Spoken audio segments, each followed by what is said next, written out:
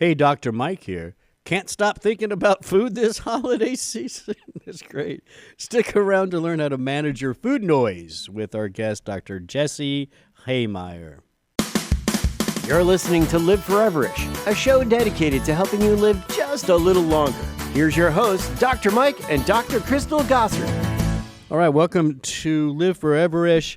So, Dr. Chris, are you thinking about a lot of food this holiday season? Pecan pie, sweet potato pie, red velvet cake, banana pudding. You see, it's all sweets. I have sweets food noise during the holiday season. I'm on the salty side, the ooey gooey side, the mac and cheese side. Yeah, but it's good stuff. Yeah, and so I think this time of the year, it's tough, right? You got people having you over, you're having people over, family. Every commercial you watch is some food or something, right? Yes. And so that's, I guess that's what food noise is. Well, but we we'll got an find expert. out. We got an expert. So let me introduce Dr. Jessie Hehmeyer. She is a physician and founder of Well Empowered, where she practices data-driven. We like that. Heart-centered functional medicine. She created Well Empowered with one commitment in mind, guiding you in creating the health and vitality that transforms your experience of life and alters what is possible. Dr. Hehmeyer, welcome to the show. Thank you so much. It's such a pleasure to be here with you both. So, are you thinking about a lot of food this holiday season since I asked Dr. Crystal? So funny. I'm really not, but I can't tell you that it was always like that. So which is to say, food noise used to be a big central theme of my holiday experience.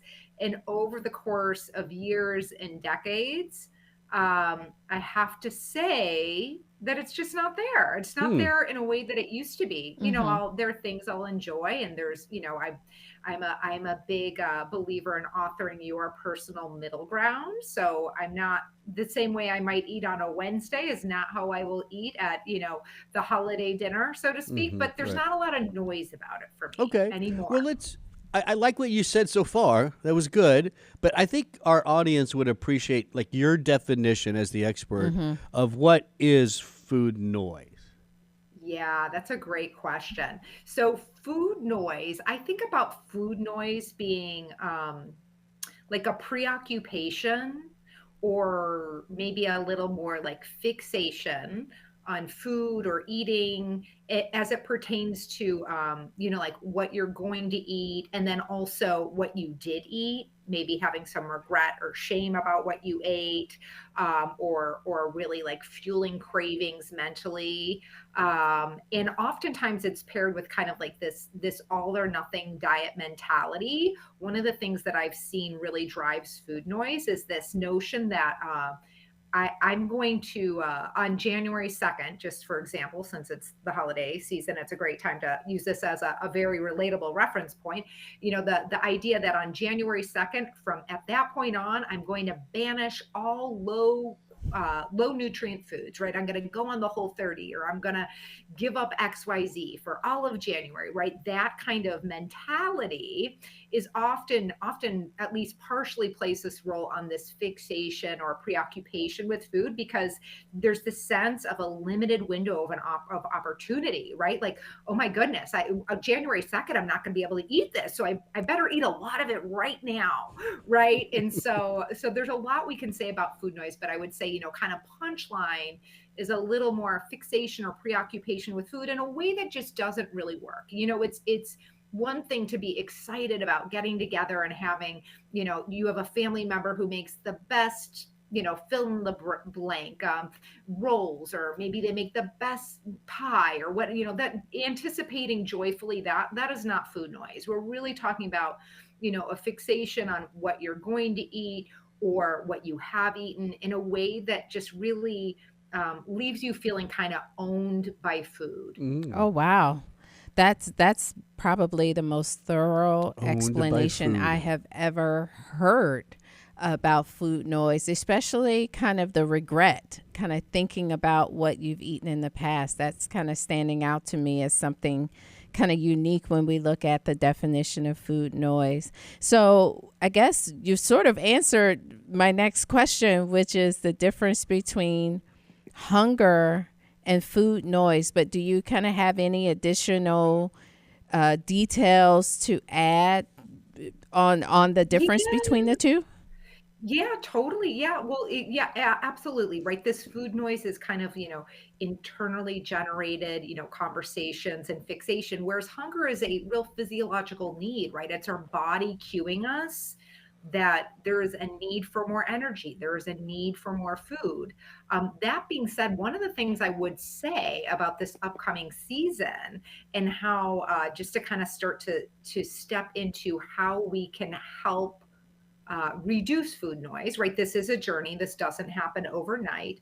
But one of the ways we can help turn down food noise a little bit is looking at if we maybe have a habit of arriving at feasts super famished, like not eating all day until, right, the 5 o'clock dinner, or whatever the case may be. I know for some people that's the way they've operated for some time. I know that's how I used to operate. And one of the things that I see in working with people is when we do this, we have this kind of like a micro environment one day where we're doing deprivation and then overindulgence, right? And so when we arrive at that gathering and we haven't eaten all day, we are physiologically hungry, but we'll typically that kind of level of hunger will often lead people to consume and overindulge in a way that leaves them with food noise, right? Because on the other end of it, they have regrets. They're like, oh yeah, I did not need all 4 desserts, full portions of each one, right? Whatever it might be. Now, I'm curious, where does cravings fall in this whole picture? Yeah. Well, cravings, I would say sometimes cravings can be like a subset of food noise. I think typically in the more traditional sense of craving, I think of craving as a subset of food noise, kind of like the fixation on, oh, I gotta have this flavor, almost like can't sleep until I scratch that itch sort of a feeling. That's what I think of when people are dealing with cravings that they're really kind of feeling owned by. I think of that as a subset of food noise. And again, that's different and distinct from having a food you really enjoy that you're excited to have this holiday season. That is a different thing. And one of the things I would really point to is your experience, right? If you relate to a food, you overly, you think about it a lot, and so much that it's kind of like a one-track mind. And then when you consume it, you have the feeling of being a little bit out of control. That's where I would put that in that food noise kind of world versus just generally speaking, being excited to enjoy something that brings you a lot of pleasure. Yeah. Well, do you think people who suffer a lot of food noise, I think we all have a little bit of this, right? It seems to me that this is probably going on all the time, not just the holidays, right? So how, is the holidays really making the food noise worse, or is the food noise just always there, and now we just have more food to indulge in? Or what do you like to say, Dr. Crystal? Go on food excursions, or whatever. Is that what you say? Sugar excursions. So what do you think there? Is food noise really, it's something we're dealing with all the time? Yeah, no, I love your point there, Dr. Mike. So I would say, yes, food noise for a lot of people is a regular happening, right? It's not unique to the holidays, but for a lot of people, it really gets amplified during the holidays. And you pointed to one of the reasons, right?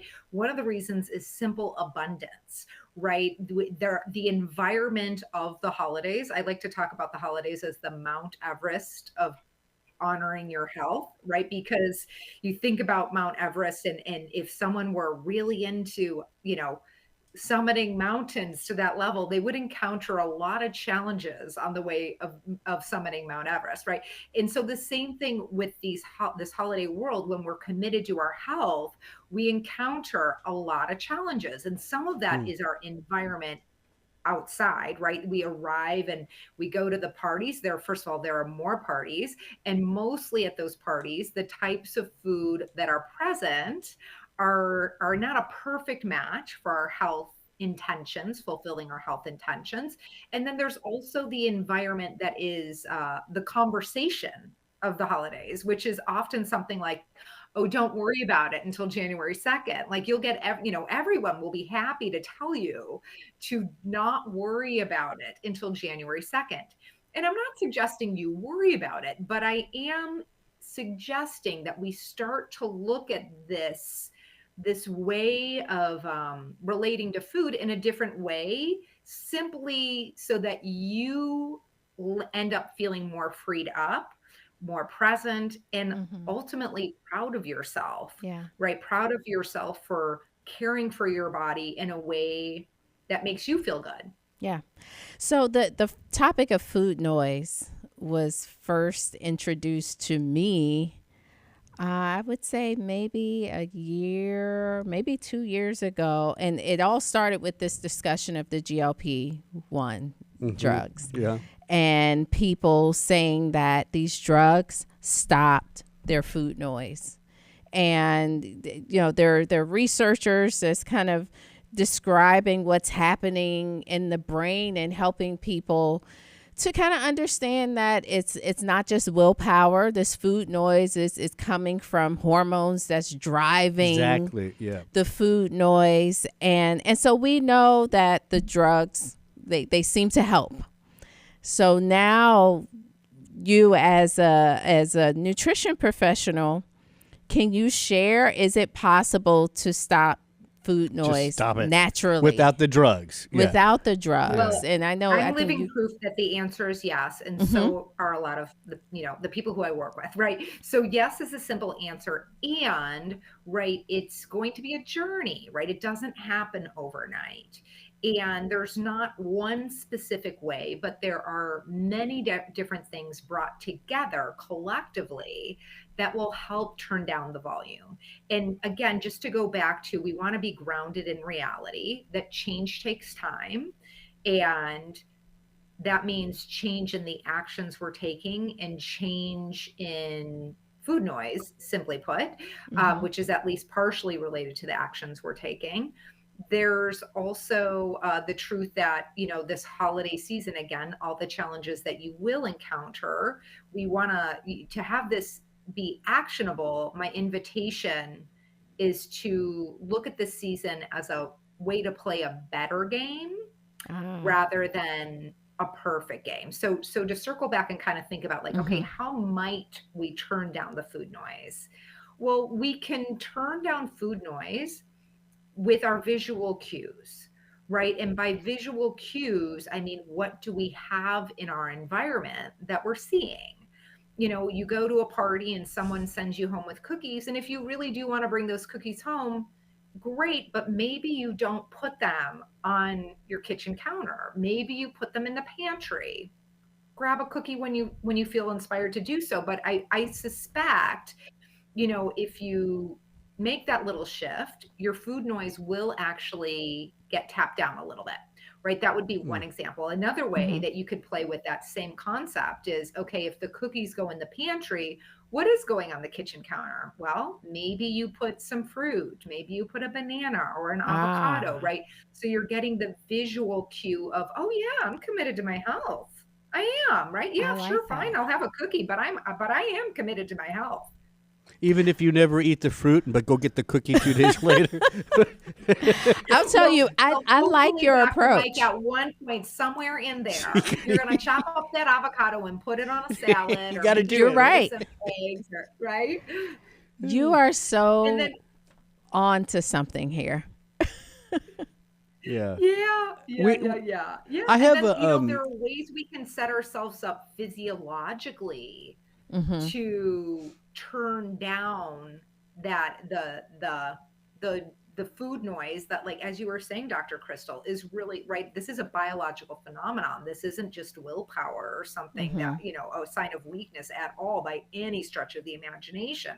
But we want to bring in different tools. So how might we set up our physiology to reduce our food noise? Well, blood sugar stability as a whole is, one of the most powerful things we can learn about and begin to practice to reduce our food noise. And to be a little more specific, what you might take on is really just starting with your first meal of the day being centered around blood sugar stability, right? So that might be, for example, with breakfast, having it be a little bit more protein fat centric. We're not anti-carbs, but we want to think about, okay, we want to emphasize that protein, maybe, something like 20 grams of protein, 10 grams of heart healthy fat. That's things like avocado and nuts and nut butters and chia seeds and flax meal, all these great things.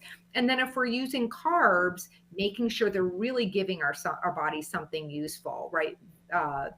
Vitamins and minerals or fiber. So fundamentally, we're thinking about fruits or vegetables, or we're thinking about high fiber things like beans, or if you're going to bring in something like a toast, making sure that it's really teeming with fiber, at least 4 grams of fiber per slice. So, from a high level, just really starting with, okay, the foundation I move from is setting me up to reduce food noise. And that might be the first step for you, right? And that would be a really great, powerful step to each day, no matter what happens the night before, no matter how that holiday party went, starting off your day, it's almost like you touch home base every morning. You get that protein fat centric meal to stabilize your blood sugar and reduce food noise. Mm-hmm. Yeah. I have one. Yeah. So, and this goes back to my dad. I think meal planning can help. So let me explain. So I remember growing up, like we'd be having breakfast, and my dad's already wondering what he's going to eat for lunch. He's not even done with breakfast. And then we're having lunch, and he's already thinking about what we're going to eat for dinner. He's not even done with lunch. And in dinner, he's thinking, well, what's for breakfast? Oh, maybe we can use some of the... It was never ending. And so I wonder if we... like plan our meals better, and you don't need to worry about what's for dinner. And if somebody says that, oh, I already got it ready, don't worry about it, maybe that could help too. Love that, Dr. Mike. Absolutely. Right, you've already made the decision. You don't even need to think about it. Yeah. All right, that was just me. So I'm wondering, this is something that maybe works, since Dr. Mike added his. And mine got a thumbs up from the expert. Let's see if I can one up Dr. Mike. This happens all the time. What do you think about water and staying hydrated, and maybe water before meals, or having water throughout the day? There's this idea that when we're thinking about food, or we think we're hungry, maybe we really are thirsty. Just curious. Absolutely. Yeah, no, absolutely, Dr. Crystal. You were totally spot on there. Sometimes there can be a confusion, thirsty, not hungry, and our body confuses it. To that same point of confusions that can happen, one of the ways that food noise can get really kicked up is if we're not getting enough sleep, which of course is, a theme for many people during the holiday season. But, similarly, it's a case of mistaken identity. Our body misunderstands I need energy in the form of sleep as I need energy in the form of food, right? It's a case of mistaken identity. And so, if that rings true to anyone, for anyone listening, I would just invite you to start to notice on days where, for whatever reason, the amount of sleep you got the night before was not what you intended. That next day, start to notice your cravings and the food noise. Is it getting kicked up? And also, okay, great. If you do see the answer to that is yes, perhaps you can find a way to say be a no thank you to something that might not really, be a match for for you feeling better, and really look at, okay, great, how can I get more sleep tonight? Because that's what my body really needs. Yeah. So I think so far everything we've talked about, the strategy is fantastic. Even your water thing was okay. The meal plan was better. You're making me forget what I was going to say. See, yeah, no, I got it. Just so all of these strategies, I think, these are everyday stuff, right? But Dr. Hehmeyer, it's December now. There's commercials all over the place of food and cakes and cookies, and you're going to people's houses, and there's talk about food on the counter. There's all kinds of appetizers. So what do we need to do now? Do we got to ramp up all these strategies, or is there something a little different we can do during the holidays? Yeah, great question, Dr. Mike. My encouragement is to step into the season being realistic. Do not set yourself up for unrealistic expectations, right? This is, if, making some shifts this holiday season is something that you really see would make you proud of yourself. Great. Let's start with baby steps. So for all of you listening, my encouragement is to look at your own life and where you might start. Maybe you see for yourself starting with alcohol. That would be where you want to start. You just see that, okay, let's just say alcohol tends to be more of a challenge, and you see when you drink more alcohol, you eat more food, right? It kind of feeds into this fury. So maybe for you, you would start with alcohol, but maybe you would start with how much dessert you're having, or maybe you'll start with, okay, I typically forget all about exercise and movement until January 2nd, beginning right now. Maybe you'll start by figuring out, okay, maybe I can get 2 20-minute workouts in a week. Maybe I could do that, right? So we just want to baby step it forward and, make a promise. Make one promise to yourself about one action you will begin practicing every day, beginning today, and practice it. And the thing about that is you take, you identify the action, you take the action, and you acknowledge yourself for the action, like really acknowledge yourself. That's nice. And then if you fail, right, if you don't take that action one day, look at it as a learning opportunity. What didn't work? Well, okay, I said I was going to get vegetables once a day, and I didn't get to the grocery store. I didn't have any vegetables, so I didn't have vegetables. Okay, great. So how can you maybe be a little more strategic about getting to the grocery stores, or having what you need? So there are a lot of different ways you could approach that. But to me, it's like, okay, let's make a promise about one action you'll begin practicing this holiday season. Acknowledge yourself when you do it. Like, actually, when you fail, look at what you can learn from it, and then just repeat it. Repeat that all over again. Wow, that's a great strategy. Nice. I mean, this is fantastic. It's manageable. It's manageable, and you have given our listeners, I think, the most valuable gift they could ever receive this holiday season.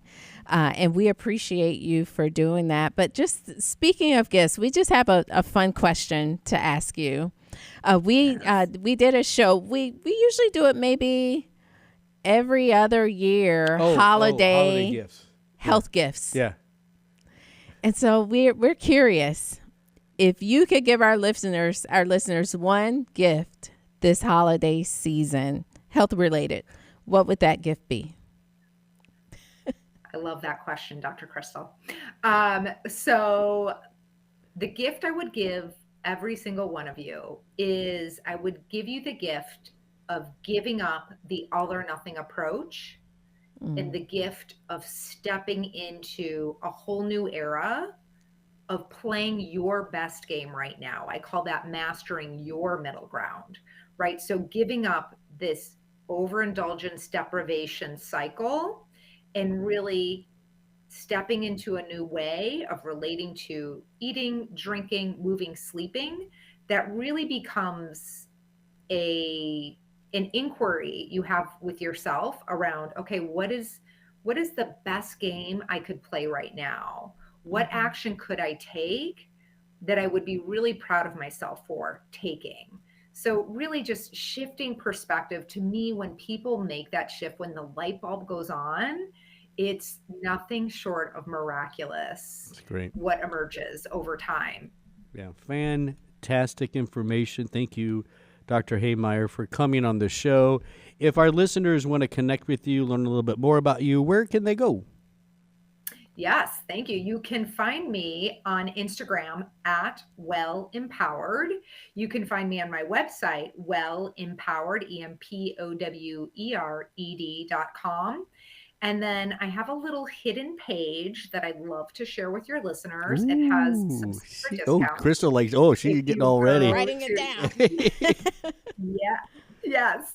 So if you go to wellempowered.com/gifts, you'll find some secret discounts.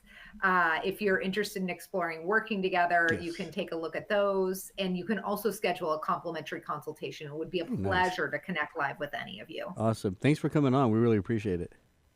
Thanks so much, Dr. Mike. Thanks so much, Dr. Crystal. It's been a pleasure. Don't forget, you can go to liveforeverish.com and you can download and like and share and comment and, of course, subscribe to the Live Foreverish podcast. I'm not going to ask Dr. Crystal how many episodes are there because we never know. There's over 500 now, right? Come on. Something close? I don't know. There's a lot. There's a lot there. That's liveforeverish.com. And then, by the way, our sponsor, Life Extension, they want to say thank you for being a great audience. If you go to lifeextension.com, shop around. When you're at checkout, use the discount code podcast. I was ready. She was ready this time. That's right, podcast. You get 10% off, $50 or more, plus free shipping and handling. That's at lifeextension.com. I'm Dr. Mike. That's Dr. Crystal. Thanks for listening.